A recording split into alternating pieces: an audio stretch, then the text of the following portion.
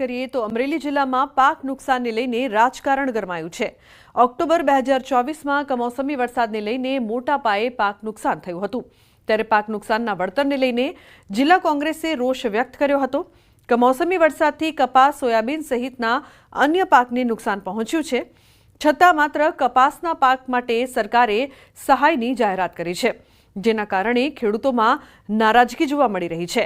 વધુમાં પ્રતાપ દુધાતે સવાલો ઉઠાવતા કહ્યું કે એક પણ ગામમાં પાક નુકસાનીના સર્વે થયા નથી।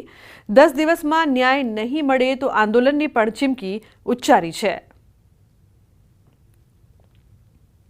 એ પેકેટ ડિક્લેરમાં કપાસના વાવેતરના ખેડૂતોને વળતર આપવામાં આવશે, અન્ય પાકોને નહીં। ખેડૂતો વતી હું આપને પૂછવા માંગુ છું કે તમે જે પેકેજ આપ્યું છે, ઓનલી કપાસને નુકસાન થયું તો કયા આધારે તમે ગણિત માંડ્યું કે કપાસને જ નુકસાન થયું, સિંગના વાવેતર હતા, સોયાબીનના વાવેતરો હતા, અન્ય પાકોના વાવેતર હતા, એને તમે બાકાત રાખ્યા છે તો એનો તાત્કાલિક સમાવેશ કરો।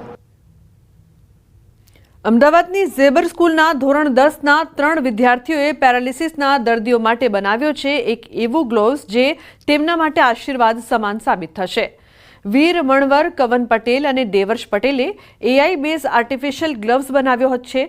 વિદ્યાર્થીઓએ સ્માર્ટ ગ્લવ્સ અને રોબોટિક ગ્લવ્સ એમ 2 ગ્લવ્સ બનાવ્યા છે।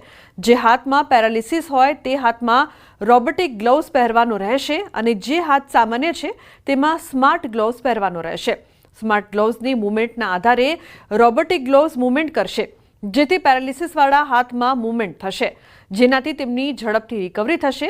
આટલું જ નહીં, તાજેતરમાં દિલ્હી ખાતે વિવો ઇન્ડિયા દ્વારા દેશભરની CBSE સ્કૂલના વિદ્યાર્થીઓ માટે સ્પર્ધા રાખવામાં આવી હતી, જેમાં 5600 આઈડિયામાંથી આ ટીમનો આઈડિયા પસંદ થયો અને આ વિદ્યાર્થીઓને 6 લાખનું કેશ પ્રાઇઝ પણ મળ્યું છે। एक्चुअली ज़ेबर स्कूल में हमारा ये हमेशा कोशिश रहती है कि किताबी ज्ञान के साथ साथ कुछ लाइफ स्किल्स, वैल्यूज़ और उसके साथ समाज के प्रति उनका जो कर्तव्य है वो भी सिखाया जाए।